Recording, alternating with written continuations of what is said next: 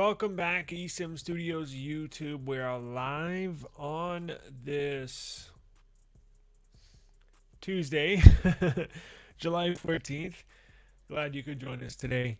So we're gonna be doing this live stream, obviously here on YouTube, but I'm gonna start a live on TikTok. Now I know I've talked a lot of shit about TikTok lately, but I'm on a burner phone, I'm on a burner account, and actually over this past week it's been going fantastic. I'm like, well, damn, how come I haven't jumped on there earlier? Well, I reminded myself pretty quick why I kind of refused to get on there, but it's going great over there. I have just in 1 week, I have like almost, I think 5,000. Is it four? I think 4,000 followers or subscribers, and I have like 27 or 29,000 views in just a week. So I'm like, holy shit. And yesterday I got approved for the creator program. I got approved for a TikTok shop. So if I'm going to be doing social media full time, as much as I don't, and that's why I'm starting this live, I'm starting the TikTok live separately. So behind the scenes, I have two monitors for YouTube. TikTok's crazy with their live streams. And I have a separate laptop that I'm going to start a live on TikTok here in just a second. But I wanted to get this hat. I wanted to talk shit about TikTok before I get on TikTok. So, it is what it is.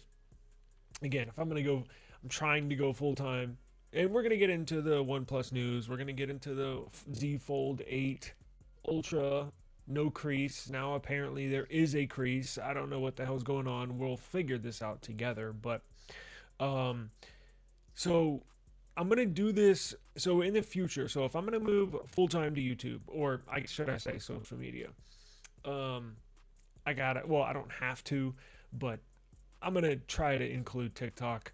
Um, but long story short is I can't include it on StreamYard. So StreamYard, you can link YouTube, Facebook, Twitter, Instagram, and you can stream on.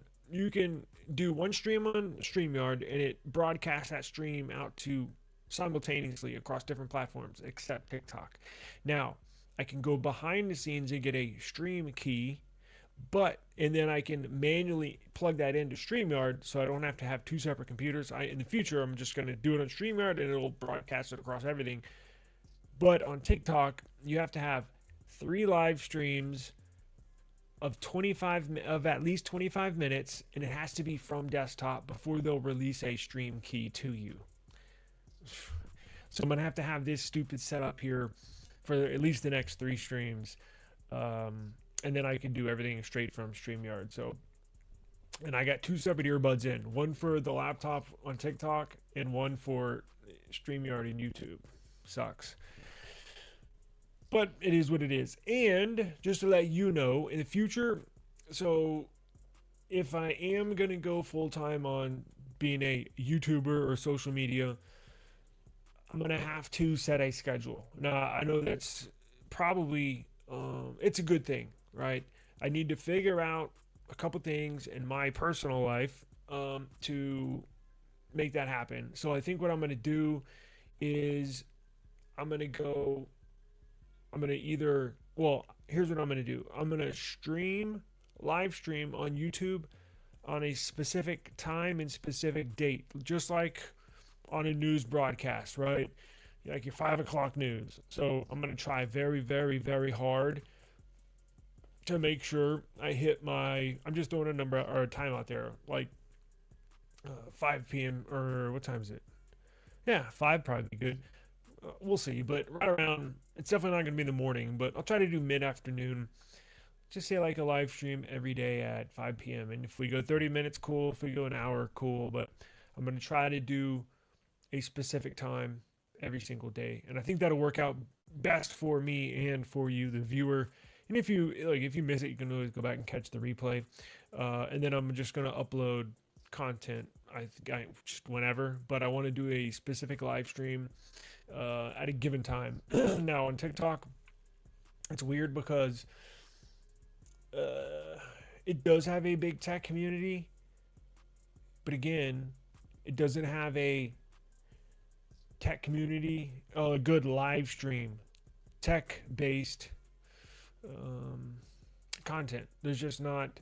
There's a lot of tech people on TikTok, but it's missing something. I don't know. Look. I don't get on there. I don't scroll. I don't like. All I do is post and get off. But it is what it is. Gonna miss OnePlus. I bought their entire ecosystem for the last 5 years. Probably will move to Samsung next year. Yikes. It's not a bad thing, but what OnePlus phone do you think was the peak of OnePlus in your opinion? Um, Probably the. Ooh. It's either gonna be now or not now, but like the last 1 or 2 years, or going back to the OnePlus 13 was a classic. I love the OnePlus 15, but I think for me, peak OnePlus was probably OnePlus 7, OnePlus 7T. Those were some of my favorite OnePlus devices. Probably these, cause see, I had the 7, I had the 7 Pro, and I had the 7T. Now the 7T they did not sell. I don't think they sold in America. We'll pull that up here in just a minute. Yeah, it really does suck. It sure does. We'll review all that. I want to get your opinion on the new Pixels, and I also want to discuss the Crease dilemma with the new Samsung Galaxy Z Fold 8 Ultra and/or other foldables. But let me do this real quick. Give me just a second. Let me go live on TikTok. I got to get these 3 streams on TikTok knocked out so I can get my stream key, so I can plug the stream key in StreamYard so I can do it all. I got 2 separate setups. Look, I got 2 earbuds. I got a microphone on this for TikTok, and I have a microphone for YouTube. It's a pain in the ass. I don't know why they make it like this. So give me just a second. Let me go live on here. And I promise I won't talk any shit about TikTok. Well, I got that out of the way. I just wanted to go live on YouTube first, explain myself, and then be all cheery on you. I'm just trying to get past these. It's so crazy how they have their. People are addicted. Like, I didn't realize, honestly, and I'm the fool, I guess. I didn't realize TikTok was like this big of a deal. I kind of keep my distance with it, and that's why I just post, I get off. I'm gonna go live, I'm gonna get off. I don't get involved with. There's a bunch of weirdos on there, man, and there's a lot of misinformation out here. There is a ton of, and not just on TikTok, but a lot of social media. And look, I get fooled too, and I don't ever try to misinform you. And if I do, I will certainly come and correct myself if I get better knowledge and or more details down the line. Just like with the Pixel prices, or no, excuse me, it was the storage variants. I was off a little bit, right? But I came back and said, hey, this was where I was wrong. This is where it's going to be correct. And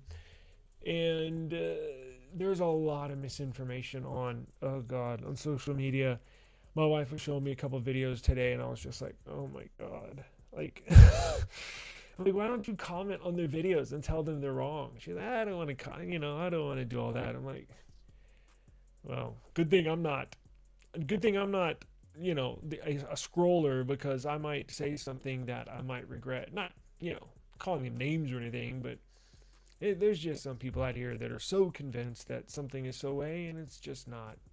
But that's the world we live in. Let me go live here, and we'll knock out these 3 streams.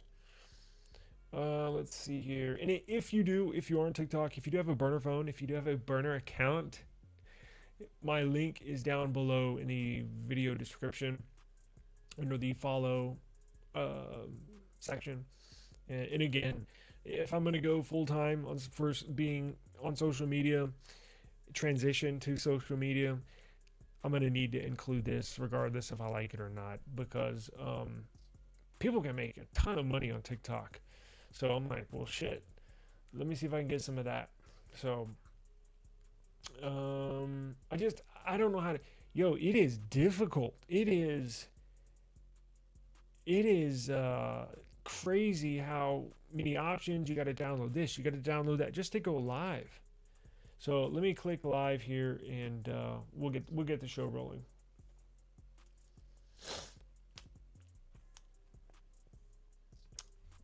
I guess we're good. Let me check. Yeah, so here's what I want to do. I want to get everybody's opinion.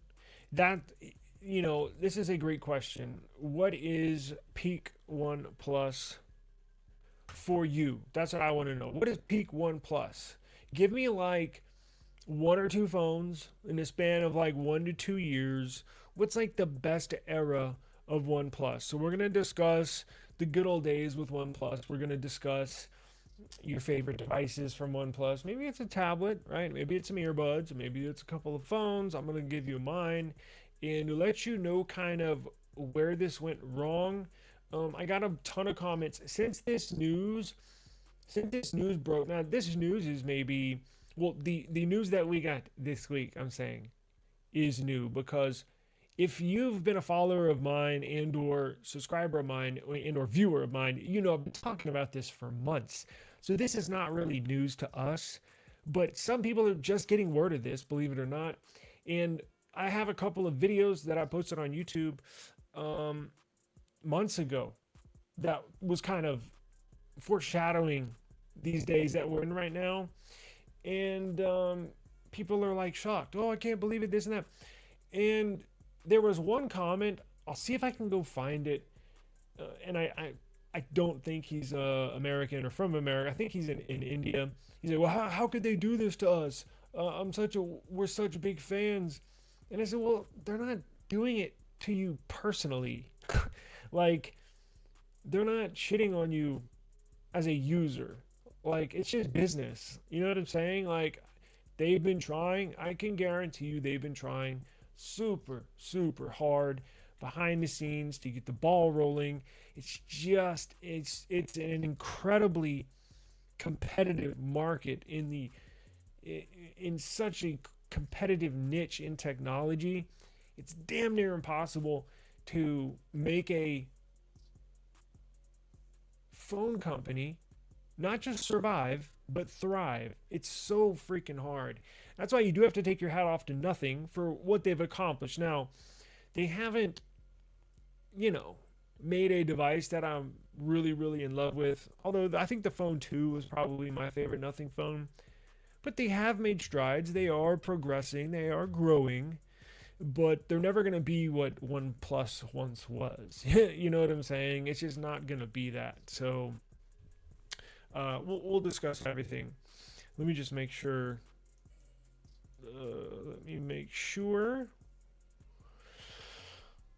That we are live. I might not be sure. I don't even know how to use this.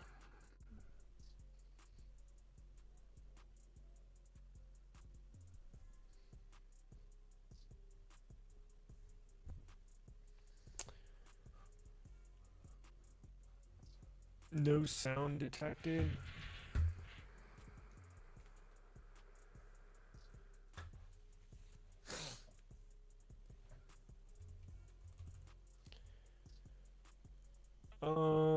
What am I doing here? See, this is what happens when I have two computers. Hey, if you are on TikTok, can you please tell me if you can hear me? Testing. Testing. Sorry, YouTube. Testing. I should be able to.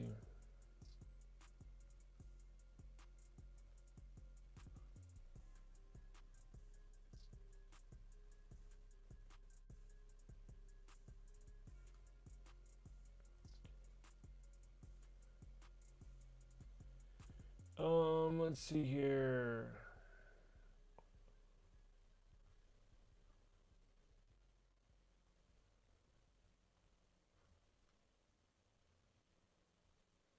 Can you hear me on TikTok? Can you hear me? Yes or no? Please let me know. Can you hear me? Are we good?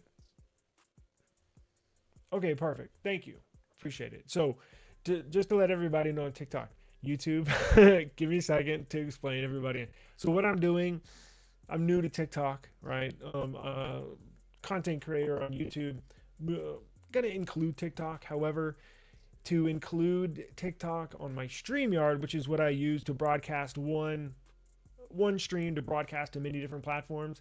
TikTok told me I have to stream 3 times of at least 25 minutes before they'll give you my stream key. Now I can take that stream key from TikTok and then plug it into StreamYard, and then I can have one stream that'll broadcast onto multiple social media platforms. So these first 3 streams here, it's going to be a little off, quite frankly.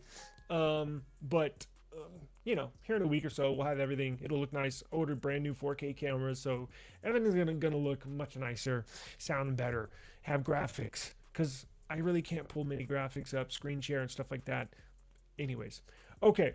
So welcome to eSIM Studios. We talk technology, news, reviews, all that good stuff. Today we're discussing OnePlus. What is your favorite OnePlus era? Please let me know. I'm going to give you mine. I think mine is probably a little bit of now and a little bit of the past. So I think peak OnePlus is probably, because remember they had an off year. Well, more than a year. They had a downturn probably right around the OnePlus 9, OnePlus 10. I did have the 10T. I did have the 9, but it seemed like they were struggling trying to find their road. Their design language was not that appealing. So I think peak OnePlus was probably now with the 15 and the 13, right? Especially with this design. And then I think probably OnePlus 7 and OnePlus 7T was my favorite. Now they had that little teardrop. The 6T was phenomenal, and then the 5, pretty good. The 3T that I had is pretty good. But I think they hit their stride right around that 7. They made a lot of headlines with that camera. Do you remember that camera that would pop up out of the top of the phone right here? Pretty cool. So that's probably my favorite era of OnePlus. Let's see what some of y'all are saying. In the US, it's just Apple, Samsung, Google, and Motorola for any major carrier. I would not include nothing because it doesn't work with Verizon, if that's correct. That's correct. And they have issues with AT&T. So if you go back and look at some of my video history, I've had issues with Cricket, with AT&T, with Verizon on nothing. Yeah, see, they still have for as much progress as nothing has made, they still have a long way to go. And for the life of me, I can't figure out why they can't get the basic things right on these nothing phones. You're gonna sell a phone in the United States, yet it doesn't work with 2 out of the 3 biggest carriers. Like what? Like, I don't understand what's going on behind the scenes, why they can't figure this out. Like, I know I'm not the only one with these issues because I've been on Reddit and I've had people comment in my videos saying, yeah, it doesn't work. They've confirmed because with this new phone 4A Pro, I was like, I know this can't be right. I mean, they're selling them at Best Buy. It's not in the beta program anymore. It's official. It's like, what the hell is going on? It's like little things like that. Is somebody? I know Carl Pei doesn't live in the U.S. He lives in London. Is anybody telling him this? Like, it seems like very simple steps to take to get your phone compatible with carriers in the U.S. Like, I don't get it. A lot of this stuff is just I don't get it. There's little things like that that really, really, really rub me the wrong way. Just the bare freaking basics they can't get. I don't get it. So I know I don't, and that's I think in yesterday on my stream yesterday when we were mentioning the last couple of phone manufacturers that are actually officially available to the U.S. consumer. That's why nothing didn't immediately pop up in my head, because I still honestly believe for as far as they've come, they still have a ways to go. And that's why I don't think people even take them serious at the moment, because AT&T and Verizon don't fully work on these devices. What? So, yeah, they have a ways to go. You think OnePlus 12, OnePlus 13? Yeah, the 12 was cool. I had the emerald green OnePlus 12. That was a really nice color, and I think the OnePlus 12 had the very best camera sensors out of any out of any one out of any OnePlus device. OnePlus 12 was phenomenal cameras, and that's when they had that partnership with Hasselblad. Man, that was peak. That was probably peak, at least for cameras. It was peak OnePlus. Let's see here.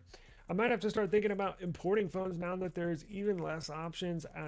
Losing LG Mobile in 2021 was a real kick in the tooth. Yeah, I had a lot of LG phones. I'm sure as many of y'all did. I can't I can't remember the model names, but they had some of the very best displays. And of course, they, like Samsung, who makes their own displays. LG made their own displays. A lot of their phones. I had plenty of their phones. Yeah, they closed shop a while ago, right? We're talking probably, when did LG? What did you say? 2021?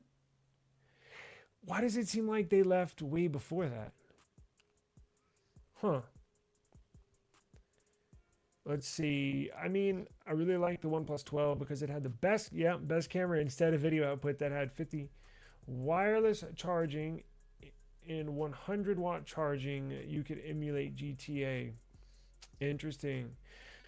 But I think more people would probably pick the OnePlus 7 or even earlier models. Yeah, my favorite early model was probably the 7T, the OnePlus 7T. For some reason, it kind of reminded me. Do y'all remember the HTC phones? They had the kind of like curved back, and it was all metal construction, just fit in your hand perfectly. Felt like a really, really good device. And you know what we need to discuss probably tomorrow is the iPhone 20. Have y'all heard what Apple's going to do with the iPhone 20? Now I know people on TikTok may not know. I like to troll Apple. I like to shit on Apple, but I do give them credit when credit's due. The iPhone 20 looks like a fantastic build. A fantastic build. So we'll get in that tomorrow because I came across some news today and my jaw hit the floor when I was reading it. So definitely not going to want to miss tomorrow's news on the iPhone 20. It's going to be their 20th anniversary edition. They're cooking up something really, really, really cool. I think a lot of iPhone users are going to like. Michael C2 says, I wonder if their closure will lead to a lot of people selling their OnePlus phones because they're concerned about support, or if demand will go up because they're not going to produce any more. What's going on, man? Oh yes, the V60. Yeah, those were nice. I had the what was it? V30 or V40? It was the big phone, right? Yeah. So those were definitely nice. So let's discuss OnePlus. So I had a number of people comment on some of my older videos that I had put out a couple months ago, stating how the rumors are swirling, the writing is on the wall, that OnePlus is going to cease to exist. Now, let's put this out there. Let's be fully transparent. There will still be a company named OnePlus. So technically, they are not ceasing to exist. Like they are not going to dissolve officially, because they are still going to operate in China and they are still going to sell phones in India. But outside of those two markets, they're done. And that's what the news, OnePlus made it official this week. But dating back, I referenced those two videos that I made, or more than two videos, a few months ago, because rumors were swirling. You could see the writing on the wall. There was a big expose. I think Android Headlines put out saying that it's not looking good for OnePlus. And I heard OnePlus, of course, denied it, right? As they should. They're still trying to sell phones. At that point, they were still selling phones at Best Buy and on their website. But you could see it was not leading to a good situation, because I actually did a decent amount of research on OnePlus as far as business wise, behind the scenes, looking at phone sales. And that's always hard to pull official numbers because, it's not a publicly traded company. So it's not like you can get official sales and official numbers, but you can pull some information, and it was not looking good. Oppo, parent company, and BBK uh, put a ton of money into OnePlus, and they were not seeing the returns from OnePlus, meaning revenue back, profit, positive profit margins. It was just not there, and they were operating like this for years, maybe 5-6 years. So at some point, you got to pull the plug. Now, they're still going to operate in China and India, as I mentioned, but this week they officially announced they're pulling the plug on the global market, specifically North America and Canada. So, got a lot of people in comments, and I think a lot of people might have not heard. And I think the reason why those couple of videos are trending from a few months ago is because I'm assuming somebody, tech publication, put the word out. Maybe it's their first time seeing this, and they go search online, and some of our videos pop up, and they were expressing their displeasure with OnePlus. But as I mentioned earlier in some of the comments under those videos, they're not doing it to you personally, because there are a number of people saying, "Oh, how could they do this to me? I've purchased every single OnePlus phone." They're not doing it to you personally. Like, it's just business. Like, it's not.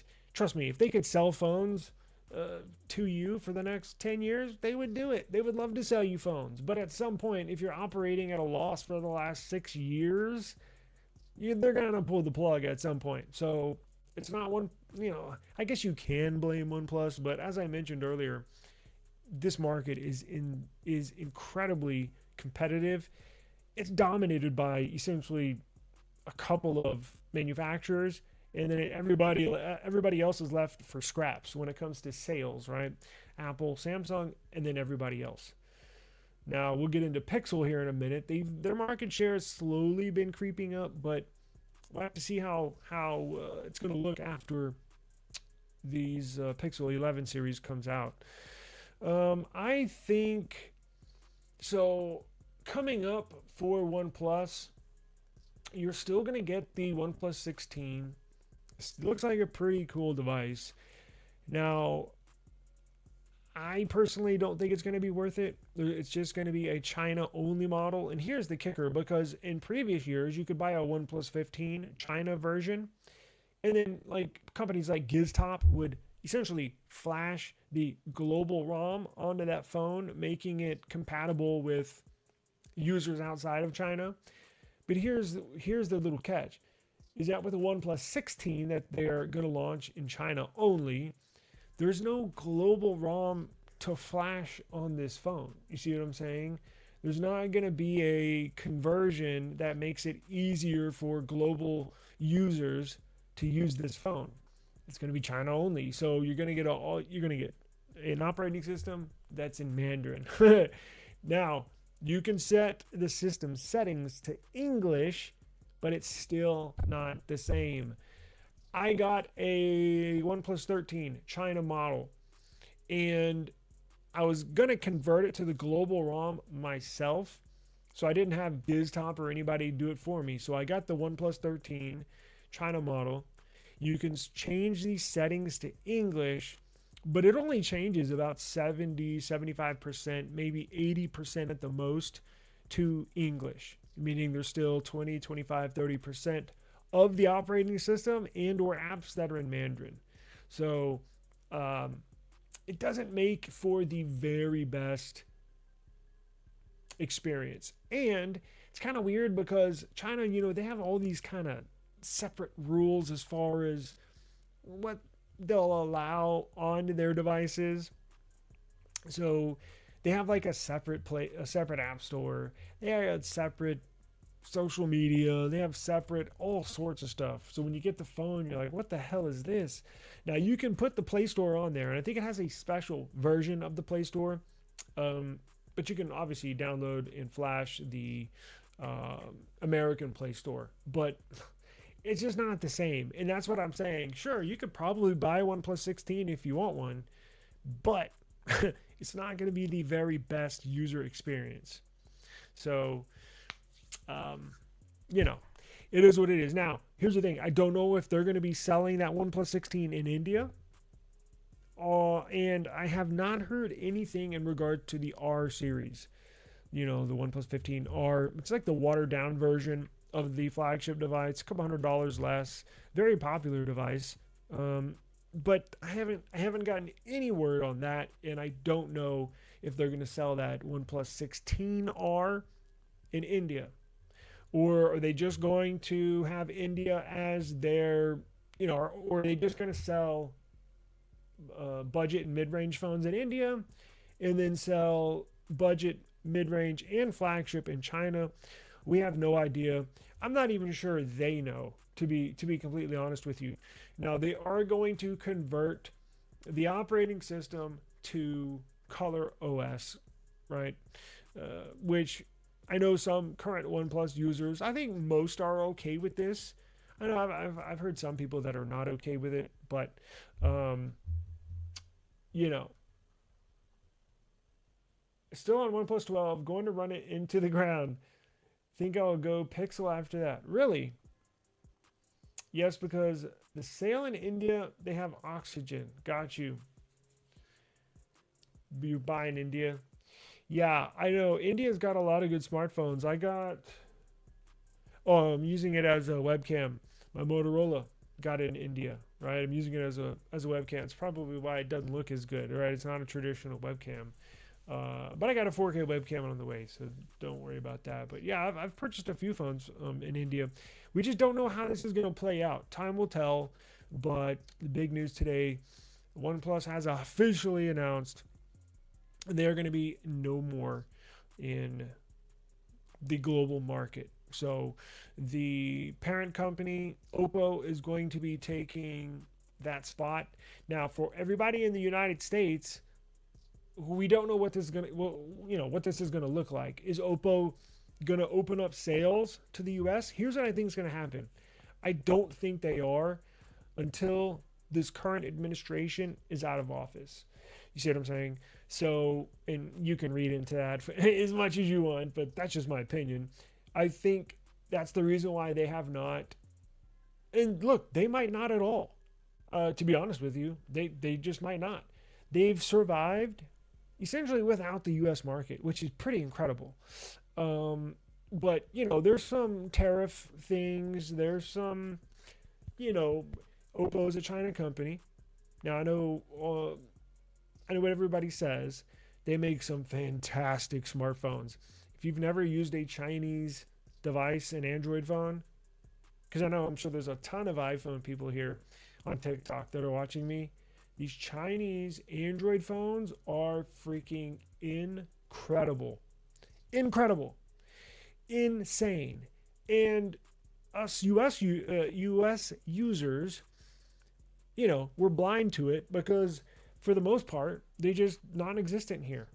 But for those of y'all that do not know, they make some of the very best smartphones in the world. They are incredible.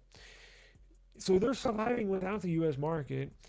And the reason why I don't think they come to the U.S. market is just because some trade issues, to be honest with you. So that's why I said until the administration is out or they have a change in trades and or some kind of lift or ease on tariffs, they might, but they might not. So those of y'all that do want to buy an Oppo phone, and Oppo makes OnePlus, owns OnePlus, share a lot of same familiar hardware and software.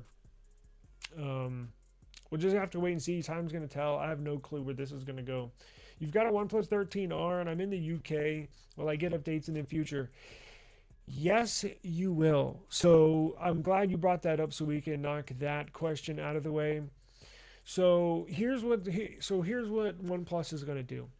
So we got the news that OnePlus is exiting the global market. So here it brings up a great question. So what happens if you have a current OnePlus device, right? Are they still going to update my phone? Like what's going on? So technically, yeah, well, the answer is yes. I'll just put it that way. The easy, fast answer is yes, you're still going to get updates. Now, here's the more technical side and explanation. So, whenever a manufacturer, let's just say, well, OnePlus is a good example, or Motorola, just throwing them out there.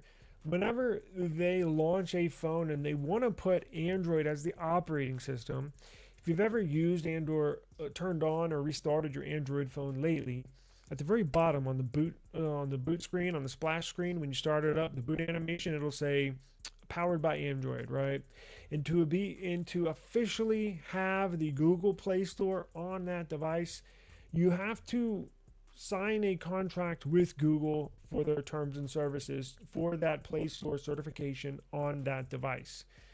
Now, if you dig through that terms of service, it explicitly says that they have to update their devices for a said given time. So if they announce we're going to do 3 years of software updates and 4 years of security patches, well, Google's going to hold you to that, because it also burns their reputation, Google's reputation for Android, if you skip out and you don't honor those terms. You see what I'm saying? So they're legally bound to update and or support your software, your device, even if your company goes under. It does say that as well. Now, has there been a company that's gone? I don't think that's really been tested, those terms of service. Maybe it has, but to my memory, I can't think of any. This might be a first case scenario, but what they're doing, so their plan is, so you're still going to get updates, because remember, OnePlus is still technically going to be a company. It's just going to operate in China and India. However, people like me, people like you that have a OnePlus device, you're still going to get updates. Now, here's their plans. It's Oppo owns OnePlus. They're going to convert your software from Oxygen OS, which is what OnePlus uses, into Color OS, which is what Oppo uses. Now, Oppo's the parent company. They operate OnePlus.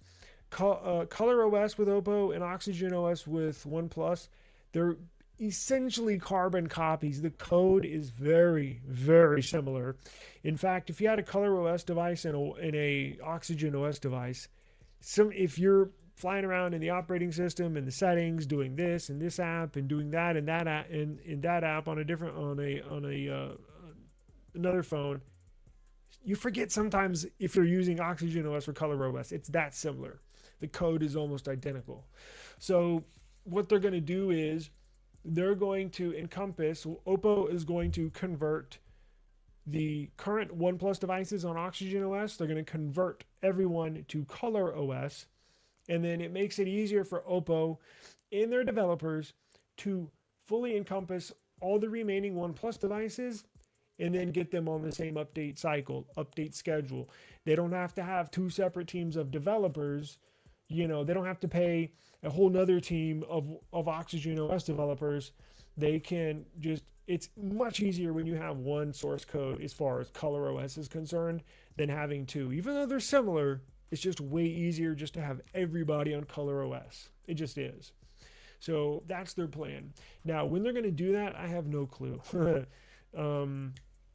It's probably going to be, I'm thinking, here's my guess. I'm guessing they're going to convert current OnePlus and Oxygen OS users to Color OS, I think, before the end of the year. So the new OnePlus 16 that's going to be China only, that's coming out in, I think they're announcing it in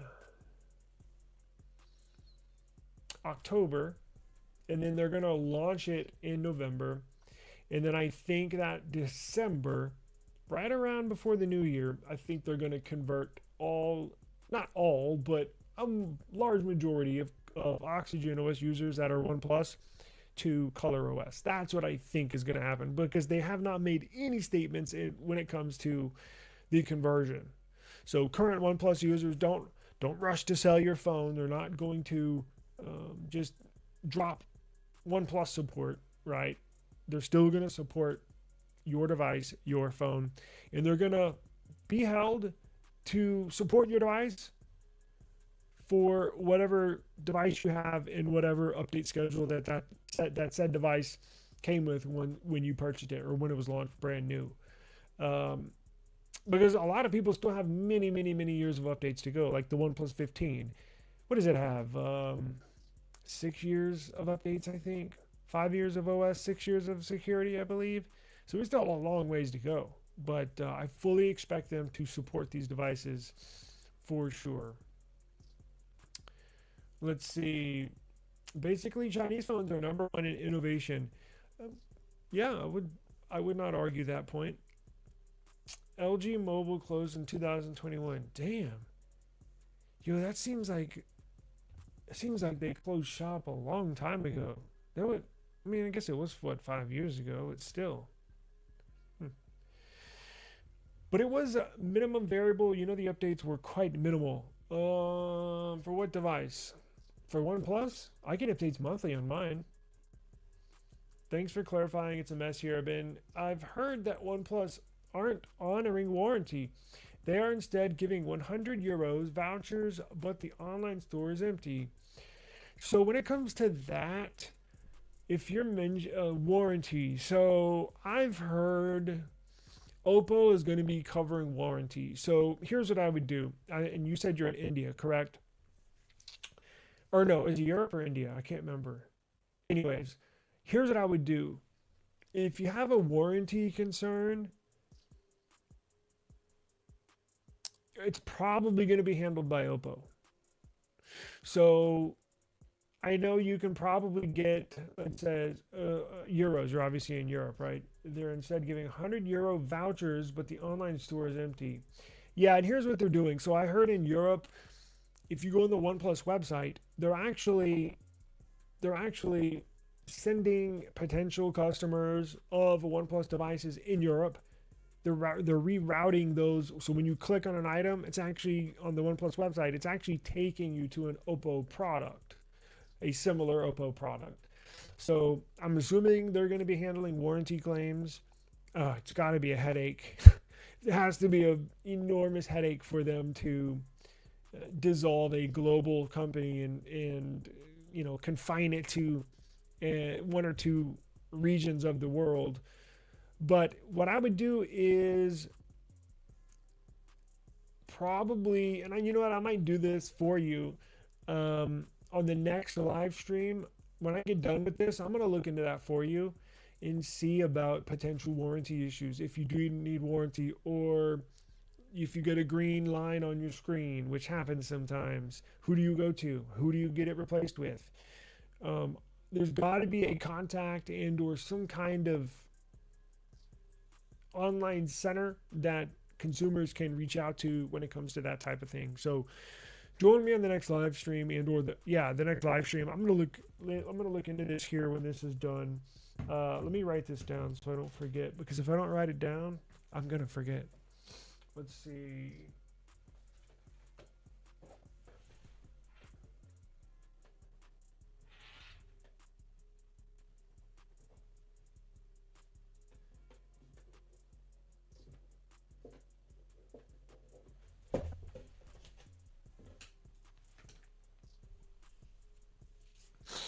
Okay. So I will double check and look into that for you here once we're done. Let's see here. Sell the vouchers. Huh. Yeah, that's a good point. Yeah, if they give you a €100 voucher for OnePlus, but OnePlus is not selling anything on their website, yeah, I get what you're saying. It is kind of fishy. But I don't think they're doing anything fishy. I mean, look, could they handle it better? I'm sure they could, but I'm sure it's an enormous. I bet everybody's rolling their eyes like, oh man, this is going to be a pain in the ass on the company side. You know what I'm saying? Like dissolving a company with thousands of employees and warranties and products. It's got to be. I'll see what I can find for you, and let you know in the next live, for sure. I'll certainly do that. Now, I wanted to get in. If you have any more questions, please ask. But I wanted to get into where I was. Yeah, excuse me. I wanted to get into where I was incorrect, where I was wrong. I'm wrong every now and then, like everybody else. I'm only human, right? So there was a leak. I put out a video yesterday. Now I did delete the videos. I said, you know what? I can't have this out there. Let me pull them down. So I pulled them down. Now, what did I pull down? Well, yesterday I put out a video because there was a leaked on some information with an included video that I even inspected, but apparently the video that I watched was either not the device that they were claiming it was, or it was a fake. So what am I talking about? Well, the upcoming Samsung foldables are coming out on July 22nd. The Samsung Galaxy Z Flip 8, the Samsung Galaxy Z Fold 8, and the Samsung Galaxy Z Fold 8 Ultra. Now, the big deal, the whole story around the video, uploaded video, was that this new foldable from Samsung was going to have a zero crease display. Now, I know a lot of people that have not used a folding phone. When you fold it open, it's not a real flat display like this phone, right? Like say you could fold this phone in half, like fold it like this, like a sandwich. Well, there would be a little crease right there where the hinge is, right? Well, on every foldable, not just Samsung, but on all foldables, there's always a little divot. There's always a little crease where you fold it. Makes sense, right? It's just physics. Well, each and every year, we always hear when this new Samsung foldable comes out, we always hear, oh, it's going to be, when they have those stupid launch things and they stand up there and tell you all about this phone. Oh, and it's going to blah, blah, blah, blah, blah. Well, they always say, somewhere in there, they always say, the crease is 32% less prominent than in years past. And then another year comes and they say, oh, this year is 43% less prominent than the years in past. And then, every year they're telling us it's getting smaller and smaller and smaller. But they've been telling us that for like the last 5 freaking years. You would think after 5 years there would be no crease, right? Well, incorrect. Now, the info I got yesterday was that, what do you know? Samsung eliminated the crease. It is a completely flat plane when you open it up. Now, this was a big deal because Apple is coming out with their iPhone Ultra. It's Apple's folding iPhone, right? Now, Apple's been working on this for probably 6 years. Like, this is not new to Apple. I know it's new to the users out here, to me and you, but it's not new to them. They've been secretly working on a foldable iPhone for the last 6 to 7 years. And they've actually had some decent prototypes that have been close to being an official product. But the number one reason why for the last few years that they did not put a folding phone out is because it had a crease in it, in the display. So Apple knows that if they launched a folding device with a crease in the display, that its consumer, the typical Apple consumer, would have an issue with that and would complain about that, right? And that's a valid complaint. I'm not putting that solely on Apple users. That's a valid complaint. It bothers some people that use these folding phones that there's a crease in the display. Others don't care, right? But the typical iPhone user is probably a little pickier than the typical Android phone user, right? I think that's common knowledge at this point. Maybe I'm wrong. Shit, I don't know. But Apple finally did it. Apple in the lab in the last year, they made a hinge, a folding hinge that includes liquid metal that when it opens up, there's zero crease. There's no crease. It's a flat plane, right, on the display when you open it up. Now, they hit this revelation and they were so excited they went to go get a patent for it. Apple has a patent specifically for this hinge that uses liquid metal that when you open it, there's no crease. They're the first company to bring a folding phone to the market with no crease. So that puts pressure back on Samsung.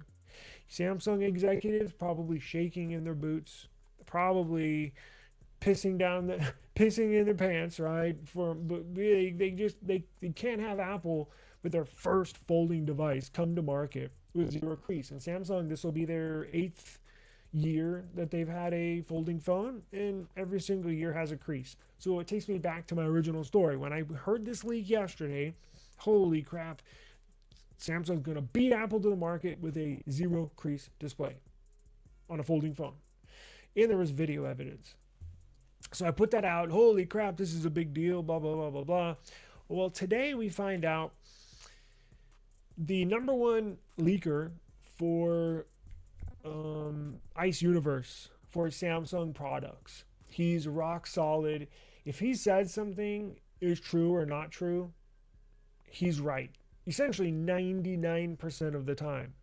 Now, the leak yesterday that came out saying that there's a zero crease display, that did not come from ICE Universe. However, it did come from a reputable leaker, but he's not as rock solid as ICE Universe, the really good one. But it wasn't just a random leak or some BS info, because he provided a video as evidence. And so when you put the leak to the video information, you're like, holy crap, they finally did it. Well, today ICE Universe comes out and says, not so fast. So there's still a crease. There's still a crease in the upcoming foldables, which is a big bummer. And that device that they used in that video was not a Fold 8 Ultra. One of the upcoming Samsung foldables that's going to be coming out on July 22nd. That was actually last year's device. But what he did not say, and what had me scratching my head in wondering, well, if it wasn't a Fold 8, then I still remember seeing no crease in that video. So it had to have been a non-production unit of a Fold 7, last year's model, but maybe it was a device that they were testing hinges out on. Hinges that when you open it up, maybe it does produce a flat plane with a no crease. But maybe they didn't choose to mass produce that Fold 7, last year's Fold 7, with that specific hinge, because that's why you test these devices, right? Maybe, I don't know, after 100,000 folds, maybe the screen cracks. Maybe the hinge fails, the hinge mechanism. Maybe that, maybe it fails after 80,000 times. That's what they do. That's why they have R&D. That's why they test these devices. Maybe Samsung thought, oh, we got a hinge here that produces a zero crease display when you open it up. All right, cool. Well, send it to the lab. Let's test it. And they have these machines that open and closes it, hundreds of thousands of times, if not 1,000,000 times in the span of like a month or whatever, right? Well, maybe after 100,000, 150,000 open and closings, the screen cracked, or it produced a black, because remember, these are OLED panels. Maybe it produced that black blob in an OLED panel, or something happened. That's what I think it was, because after seeing that ICE Universe thing, I was like, damn, so that was a Fold 7 in the video? But then I thought, well, wait a second. The Fold 7s last year that they produced had a crease in it. So how does this one not have a crease? And that's when I started thinking, now we don't know, but common sense would say, well, it's probably a pre-production unit from last year's Fold 7 that had a hinge they were testing out. And when it works, it looks great, right? Zero crease, flat plane. But after you use it for 6 months, the hinge breaks. Or, 82% of the devices they tested that hinge out on, the screen busts. You know what I'm saying? Something wasn't quite right to where Samsung didn't mass produce that hinge. So, brings me to say, I removed those videos that I made yesterday just because I don't want to put false information out there, right? And I wanted to come on today and explain why I took them down. and the true factual information behind the scenes that's going on. So, um, all I know a lot of Samsung fans were really, really happy yesterday, and I hate to bust your bubble if you haven't already heard, but I know a lot of people are going to be disappointed. Look, that's a enormous, enormous advantage Apple's going to have over Samsung. Is now look, we haven't seen any leaks. We haven't seen anything in person. Nothing's been recorded. Nothing's been put on video. Apple is supposed to have a zero crease display, and I know they've been hard at work. So, knowing how anal Apple is about their products and their quality control, I'm going to take their word for it. So, I'm just going to, until we see the iPhone Ultra and it does have a crease, then I'll change the narrative. But until we see that, I'm going to roll with a zero crease display on this iPhone Ultra that's coming out. And it looks like Samsung's going to have to take another back seat, because I do not see Samsung selling or breaking records with these foldables. Now, I mentioned in the past that I was not going to get a flip series. I can't do the foldables, the ones that fold like the Fold 7. I just can't do it. I love the flips, the ones that open up like this. It just takes me back to, when I first got cell phones back in, I think my first cell phone was in 2001, and I was like 17 or 18 years old. It takes me back to those days. So that's why I like to flip, whatever. But I said I was not going to buy one this year because they're essentially the same thing every single year. And then we got word that the flip series, they were going to stop the flip series and then just go with the book style foldables. I think Samsung is raising the prices on their foldables, as most all companies are raising prices on their electronics and cell phones, and not to mention outside the tech world, right? I think Samsung is going to be shocked at the number of sales that they're going to see this year. I think their sales are going to plummet. Now, I'm not a Samsung hater. I know I'm new on TikTok. Everybody on YouTube knows I love Samsung. In fact, I use one as my daily driver, so I love Samsung. But I'm just honest. I know that might be rare now online. I'm just honest. I love Samsung, but I don't think they're going to sell many foldables. I just don't, especially with Apple coming out with theirs. And it's going to be the opposite for Apple. Apple is going to sell a gazillion iPhone Ultras. They're a new foldable, a gazillion. They're going to break records. The profits are going to soar, right? It's going to be insane. These things are going to sell out like hotcakes. And they're going to start out at like $2,200 just for the base model. Like, it's going to be insane. And I just think nobody's going to buy the Samsungs. I don't say nobody, because obviously that's not true, but if you look at their past 3 years, can you compare it to this series of devices coming out? I think you're going to see a drastic decline. For one thing, the prices are going to be exorbitant. They're going to be sky high, right? And essentially, you're getting the same phone as last year.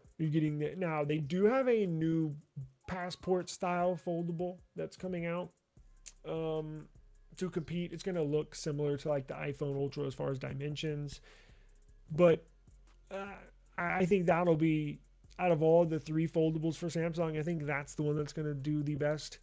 But it doesn't look good for Samsung. Now, their mobile division has been losing money.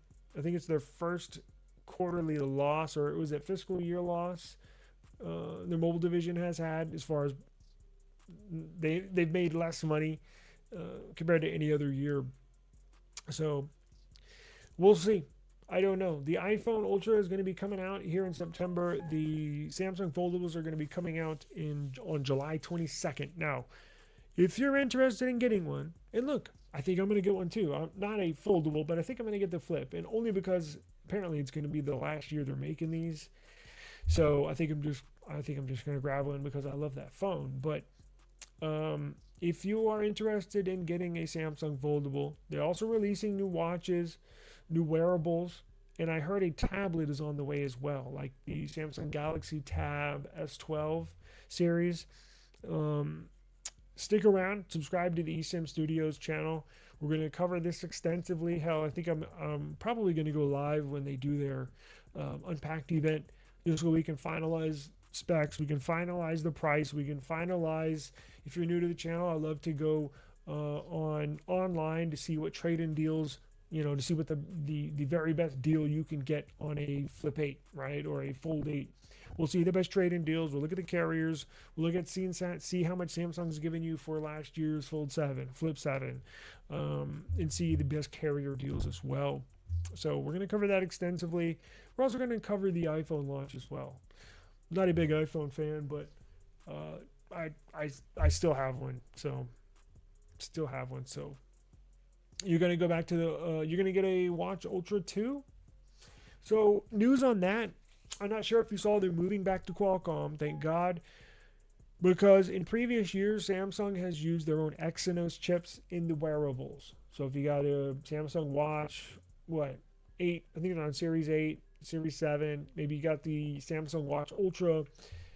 This year, they're going to be sporting the new Qualcomm Snapdragon wearable chip. Now, if you're kind of unfamiliar with wearables, especially with what powers wearables, which I'm sure you got to be really nerdy to know this information, which, I'm a nerd. This is a good thing. Them moving away from Exynos CPUs to a Qualcomm wearable chip is fantastic news. You're going to see better battery life. You're going to see faster, snappier operating system. And you're going to see better updates. So I saw that right before going live. That's good news. That's really, really good news.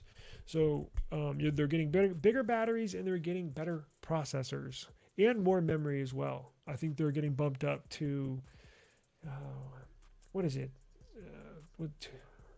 I can't remember, but it's a decent amount of memory. So those look like really, really. Actually, you know what? Can I pull this up real quick? Let's see.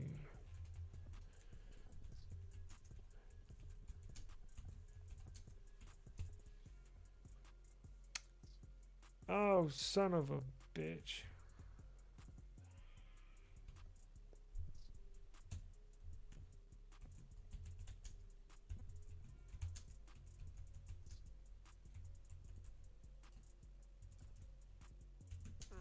Let's see. Let's see here. So here's what we got for the Galaxy Watch Ultra 2. And these are being launched on July 22nd as well. So let's see here. It's going to look basically the same, but I didn't really expect them to change that. But the internals are changing, which is good. I think they look fine. So it says it's getting more RAM, more storage, up to 64 gigabytes of internal memory, getting bigger batteries. Wow, the Samsung Galaxy Watch Ultra 2 is up to 800 milliamp hour battery. That's big for a little watch. So I think that thing should last a while. Here's another thing that's good news if you're a wearable lover. They're bumping up the internals. So it's getting Wi-Fi 7 and Bluetooth 6 connectivity.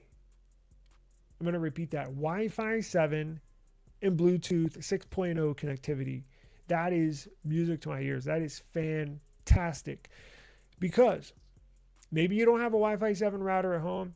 Maybe you don't have Bluetooth 6.0 earbuds. But what it will do is future-proof this watch, future-proof the watch that you're going to get if you're planning on getting the Watch Ultra 2. But maybe you don't have a Wi-Fi 7 router now or Bluetooth 6.0 earbuds, but I guarantee you in a few years you will. So that's good to see, because last thing you want is to update. Look, these are expensive. Last thing you want is to upgrade a wearable that is expensive, and then, a year or two down the line, because we don't upgrade wearables yearly, do we? I'm not a big wearables user or fan. Well, I shouldn't say fan. I just don't wear them, right? I like them. I just don't typically wear them.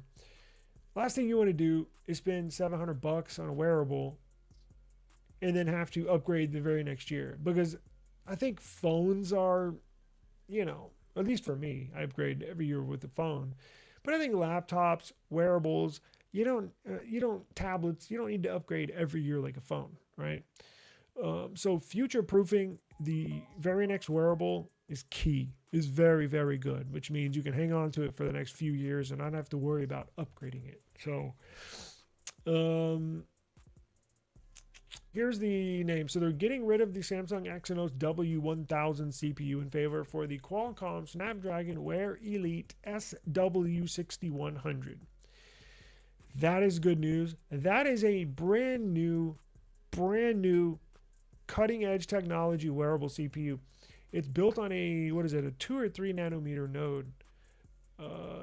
Either way, that's fantastic, because I think the Exynos was on a old 4 nanometer. So just more efficient, more power. It's a good thing. So I think this is a great option. Yeah, if you want to upgrade to one of these things, I think it's going to be badass. Yes, it's always needed. It's interesting because wearables, if you have a wearable, like a similar product, let's say a watch, just any watch, one has Android Wear and one has like proprietary software, right? Well, the Android Wear watch can last, and they have the same internal, same battery size, whatever. The Android Wear watch can last, 1.5 days, possibly stretch it to 2, maybe 2 days if you really stretch that battery life out. And that's with Android Wear. Now, the smartwatch without an app store like Android Wear will last freaking 13, 14 days without a charge. It's insane. Just that amount of processing, of syncing, of data transfer that's going on in the background with these Android Wear watches just sucks that battery life. Yeah, so any little bit of extended battery life plays a huge part in how you use it as a user, quite frankly. And it's, look, I don't necessarily have an issue. I mean, I charge my phone every day, so I could charge my a watch or wearable every day. I don't know. I have so much stuff going off, beeping in my ear, notifications. I don't want something extra on my wrist, giving me more notifications, more anxiety. So, anyways.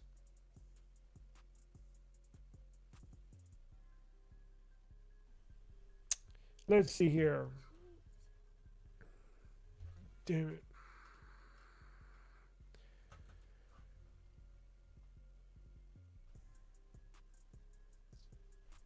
You on? Good. All right. All right. So, what's going on? Appreciate you joining us. Looks like you're a Pixel fan there. I was looking to see. I was like, damn, what Pixel is that? Is that the 6 series? It looks like a 6, I think. I had one of those. Well, I've had every single one. So before we get out of here, I want to know your opinion on the Pixel. We've talked about OnePlus. We talked about the foldables from Samsung. And now I want to know, are you going to get a Pixel? I know I might not have a lot of Pixel fans. I know, at least on the TikTok side, I probably don't. Well, you never know. I might, but I think I think I have more Pixel fans on the YouTube side. And if you just joined, I want to apologize for my stream. It might look awkward. It might look like I'm looking this way and then that way. It's because I am. I have two I have 2 separate earbuds in. I just got on TikTok, so they have this stupid thing where I have to get a stream key. I have to stream 3 streams for at least 25 minutes before they give me my stream key. So I can take that stream key, plug it in StreamYard, and then I can have one stream, one camera, one ear, one audio source that I can disperse to all different platforms. So I'm having to do 2 separate streams at the same time. So bear with me for the next few days, and we'll combine the stream and it'll look much more professional. But until then, you got to make do with what we got to make do with. But oh, that's an old picture. Yeah, I was thinking. I think I had that same color. If that's maybe the pink one. I think I had a white one. Um, it's a good phone. That was the first year, but you know what? The Pixel 6, when it was introduced with Android 12, I'm not sure if you had a lot of bugs on that phone. Oh my God. I loved the design. I was so excited when those Pixels came out, but my God, it launched with a ton of bugs. It was a rough year. I think for the first 6 months of that phone, um, it was a headache. And I think just right before the Pixel 7 launched is kind of when they ironed out all those bugs. It took them damn near 9 months to kind of iron out all the bugs in that Pixel 6 series, because Android 12 was a huge change. In fact, that was the last Android version that I really felt had change in it, that actually looked different, that felt different. Going from Android 11 to Android 12, that was a big deal. Now, every Android version since then, it's kind of looked the same. I'm not going to lie. I'm like, that's why I was going to put my S26 Ultra on the beta version. I'm like, what's the freaking point? Like, I don't even see any difference, to be honest with you. So, Android 12 was awesome. Yeah, I really like that phone. Yeah, but here's the thing. Yeah, no, the Pixels, look, they're pros and cons to each phone, right? They're very pretty simple, pretty basic. Um, but I'm gonna be honest with you. After like 6 months, I kind of get bored using them. It's almost too basic for me. Like I want a little more customization. You know, I want to do a few more things on there that the software honestly doesn't allow. But um, the cameras, I think some of these Chinese manufacturers, I think, look, there used to be a time where Pixel was far and away the best camera phone. And I know. I got iPhone people watching. That's my opinion. That's my honest opinion. I think Pixel took the best photos in certain conditions. Look, I know you can compare and contrast a picture from iPhone and a picture from Pixel. And sure, there'll be a couple of shots where the iPhone will look better. And there's a couple of shots where the Pixel will look better. But those days are long gone. All right, depending, it depends on the lighting and all this stuff. But I prefer Pixel. Those years, those days are long gone. I think these Chinese phones have blown past Pixel. I think Pixel's been sitting on their hands. Maybe not. Maybe, that's just how I perceive it. But they were far and away the very best camera phone for years. And it seems like just over the last 2 to maybe 3 years, I would say about 2 years, these Chinese phones like Oppo, Vivo, just incredible, absolutely incredible hardware, incredible software, quite frankly, right? I mean, let's be honest, that's what Google, the computational stuff, that's what Google does to make their photos look so good. They got a lot of work to do. So I want to see now with these new Pixel 11s, there is all new hardware from what I understand. New camera sensors in the back. Um, and they should be pretty good. So I'm gonna hold reserve judgment for when we get ours in. But I can't wait to see what they have. I can't wait to see what they have up their sleeves. Um,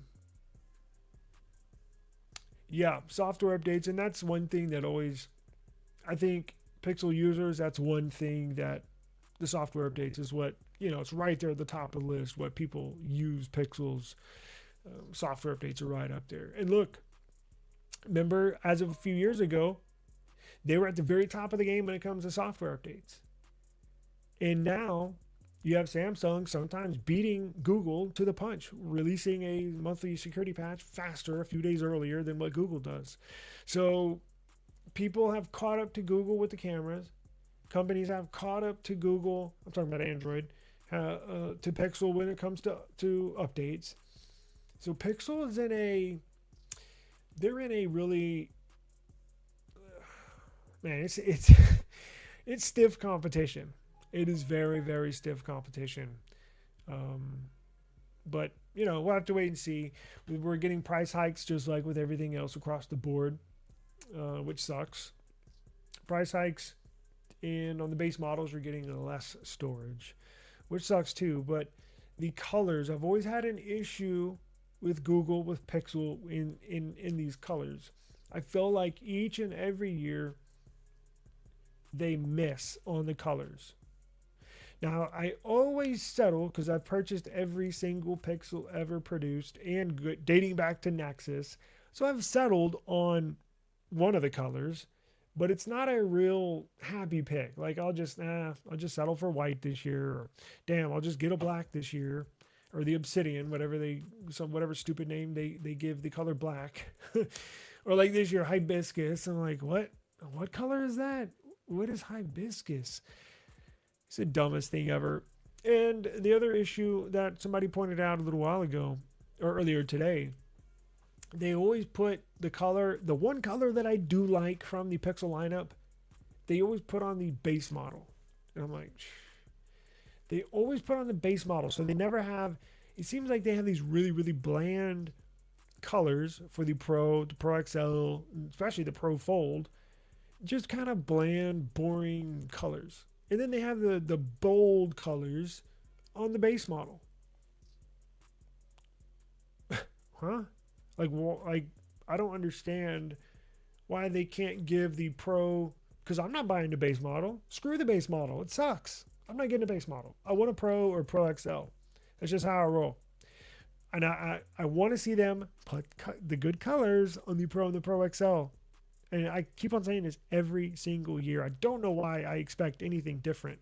It's pretty clear that they're just going to continue this color divide when it comes to the Pro and the basic phones. But I don't know. Well, I think we're gonna get a fog color. Again, what the hell is fog? Is it a light gray? It looks like a light blue. Is it silver? It's like, well, yeah, it looks like the morning fog. Well, yeah, I get that, but like give me a color here. Silver, light silver, cream. I don't know. I have an issue with pixels sometimes. So yeah, we'll have to wait and see, but stick around. They are coming out August 12th. We're going to cover it extensively. We're going to be getting one here. I think we're going to get the Pixel 11 Pro Fog 512 variant, because you have to bump up to the 512 storage to get the 16 gigs of RAM. They did away with 16 gigs across the board, so you are going to have to bump up, spend that extra money. Look, I think that extra 4 gigs of RAM makes a big difference. I just think it does. When you're using, and look, we don't use all the AI stuff on these phones, right?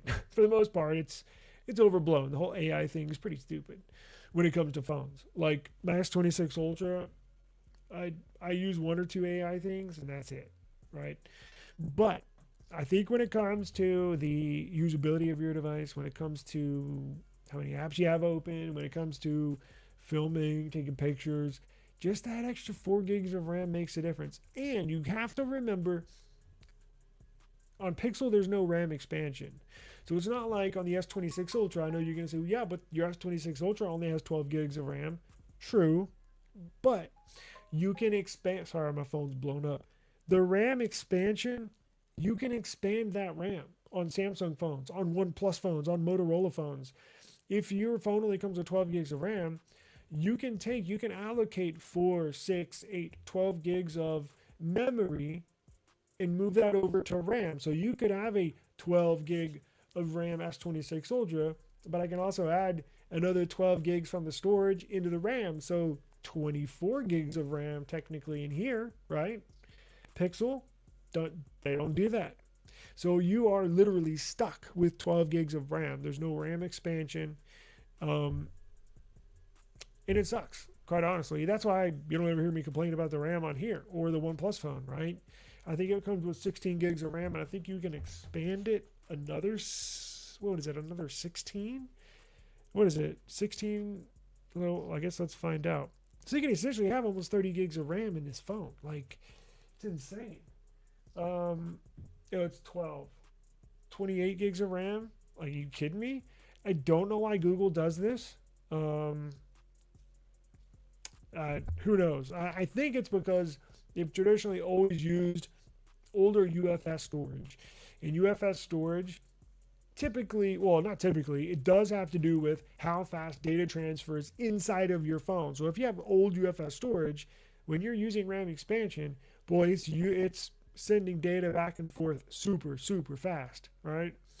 When you have old UFS storage, it doesn't move as fast. So that's why I'm assuming, look, I don't know. I haven't gotten the answer. I've asked them this question and they don't answer my DMs or emails.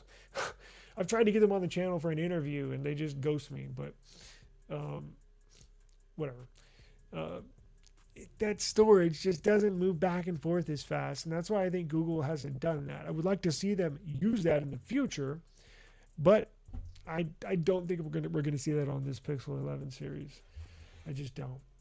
But I appreciate the time. I just, those notifications I was getting on my phone, I glanced down. It's a thunderstorm flash flood warning, and I just heard thunder, so I think we're about to get slammed by a thunderstorm here. I'm down in South Texas. So I do appreciate the time. And again, before I get out of here,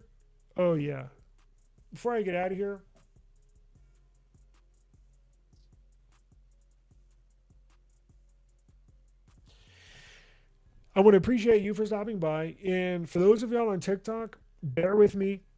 I'm going to get the stream looking really, really freaking nice. I ordered new cameras, new hardware. I just got on TikTok. It's going great, but I got 2 streams running at the same time. I have 2 different earbuds. If you haven't noticed, one for TikTok, one for my YouTube stream. I have two different microphones, one here and one here. TikTok's making me stream. What is it? At least 3 streams for at least 25 minutes, and then they'll release the stream key. I spent literally all day, well, not all day, a few hours trying to get my stream key from TikTok so I can plug that into StreamYard, right? And then I can just have one stream on StreamYard that broadcasts to all the social media accounts. So I don't have to do this 2 thing where I'm going back and forth looking at each. It kind of looks dumb, let's be honest, right? It looks stupid. But that's what I got to do for the next, I guess 2 more streams. But bear with me if you like technology, if you love technology. Subscribe if you're on YouTube. Subscribe to eSIM Studios on YouTube. If you're on TikTok, subscribe to eSIM Studios on TikTok. We are going to be covering all these launches here extensively, and I do appreciate your time. I'm going to get out of here before we get slammed. Appreciate it. Take care, and I'll see y'all on the next one. Peace out. Now I got to figure out how to turn this stream off. I can turn it on, but I have no clue how to turn it off. Well, we'll figure it out. The camera looks horrible. You know why? It's because I'm filming on my my laptop camera. If you're like in TikTok probation or whatever it is,